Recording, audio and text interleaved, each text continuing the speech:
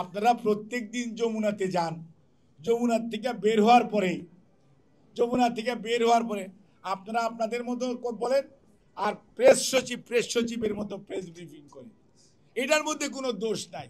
দোষ কোথায়? তারেক রহমান সাহেবের সাথে ডক্টর মোহাম্মদ ইউনূস সাহেবের মিটিংয়ের পরে প্রেস ব্রিফিংটা কেন হলো? বাবা, আপনারা করেন প্রতিদিন, ওইটার দোষ নাই। আর একটা বাংলা ভাষা বলতে চাই না, ওটা বললে আবার অনেক আয়নায় চেহারাটা দেখবেন। তারেক রহমান শুধু একটি মানুষ নয়, তারেক রহমান এই দেশের বৃহত্তম জনগোষ্ঠীর প্রতীক। তারেক রহমান এবং তারেক রহমান স্বাধীনতার ঘোষক শহীদ রাষ্ট্রপতি জিয়াউর রহমানের জ্যেষ্ঠ সন্তান, 3 বারের প্রধানমন্ত্রী দেশনেত্রী বেগম খালেদা জিয়ার জ্যেষ্ঠ সন্তান। তারেক রহমান খুঁজলেই পাওয়া যাবে না। কাজেই তারেক রহমান নিজের যোগ্যতা বলে আজকে দেশের শুধু বাংলাদেশি জাতীয়তাবাদে যারা বিশ্বাস করে তাদেরকে নয়, বিএনপিকে নয়, গণতন্ত্রকামী মানুষকে ঐক্যবদ্ধ করে আজকে উনি নেতৃত্বে প্রতিষ্ঠিত। কাজে তারেক রহমানকে নিয়ে আপনারা নিজেদের সাথে তুলনা করবেন, মানুষ হাসে, বুঝতে পারছেন? এবং আড়ালে আঁচলের তলায় মুখ লুকায়। কথা বলেন, আপনাদেরটা বলেন, কোনো সমস্যা নাই।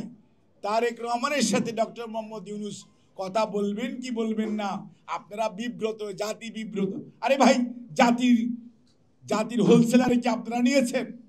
হ্যাঁ, জাতিকে 18 কোটি মানুষের দায়িত্ব কে নিয়েছে? আর কোনো নির্বাচন হয়েছে? নির্বাচিত 300 প্রতিনিধি আছে যে দে আর দি রিপ্রেজেন্টেটিভ অফ দি জাতি। আপনারা কথা বলেন, আপনারা বলেন আপনাদের দল বিব্রত হয়েছে, সেটা বলতে পারেন, কিন্তু মনে রাখবেন সব সময় জাতিকে নিয়ে টান দিবেন না। জাতিকে নিয়ে টান দিতে হলে তাহলে কিন্তু হিসাব কিতাব ভিন্ন হতে পারে। কারণ বাংলাদেশের বৃহত্তম গণতান্ত্রিক রাজনৈতিক দলের নাম বাংলাদেশ জাতীয়তাবাদী দল। এই দলের চেয়ারম্যানের সাথে প্রধান উপদেষ্টা মহোদয়ের সভা হয়েছে। সভা হওয়ার আগের আর পরের অবস্থা দেখেন, এই দেশের মধ্যে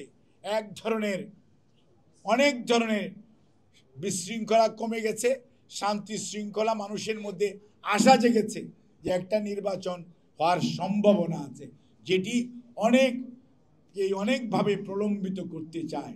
আমরা স্পষ্ট ভাষায় বলে দিতে চাই, নির্বাচন এর ব্যাপারে যত আমাদের নেতা বলেছিলেন ডিসেম্বরে, তার পরবর্তীতে শুনলাম ফেব্রুয়ারিতে। কাজেই আমাদের বক্তব্য হচ্ছে দ্রুততম সময়ের মধ্যে জনগণের অধিকার, জনগণ